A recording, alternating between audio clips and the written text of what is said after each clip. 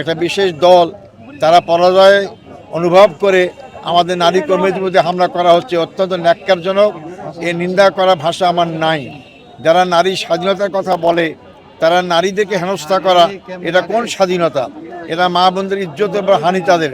এই চরিত্র যখন নির্বাচন জেতার আগেই শুরু হয়েছে, নির্বাচন তারা জিততে পারে, দেশের নারী সমাজের কী অবস্থা হবে সহজে অনুমেয়।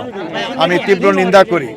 আমি এখানে এসে যে সাড়া পেয়েছি, জেল থেকে বের হয়েছে, আমার কাছে অকল্পনীয় মনে হয়েছে।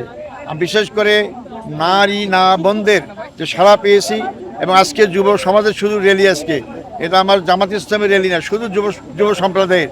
আপনারা দেখেছেন হাজার হাজার যুবকরা আমার মিছিলে অংশগ্রহণ করেছে, এবং এই যুবকরাই আজকে পরিবর্তন চায়, কারণ দেশটাকে 24 সালে 5 আগস্ট তারাই পরিবর্তন করেছে। এক্সট্রিম মশার কয়েল প্ল্যান্ট ফাইবার দিয়ে তৈরি, তাই সহজে ভাঙে না, সুগন্ধিযুক্ত ও নিরবিচ্ছিন্নভাবে জ্বলে। ডেঙ্গু, চিকুনগুনিয়া বাহি সহ যে কোনো মশার বিরুদ্ধে দেয় এক্সট্রিম সুরক্ষা। এই যুব শক্তি আমার বদগঞ্জ তারাগঞ্জের মূল শক্তি। আগামী নির্বাচনে এরা ইনশাল্লাহ 12 তারিখে ভোটে আমাকে বিপুল ভোটে ব্যবধানে জয়লাভ করবে ইনশাল্লাহ।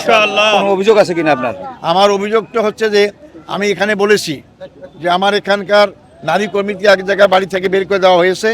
বিভিন্ন জায়গায় তারা ভয় দেখাচ্ছে যে তোমরা ভোট কেন্দ্রে যেও না, ভোট গেলে এই হবে সেই হবে, আমার দল ক্ষমতায় যাবে, তখন তোমরা কোথায় যাবে ইত্যাদি ভয় দেখাচ্ছে।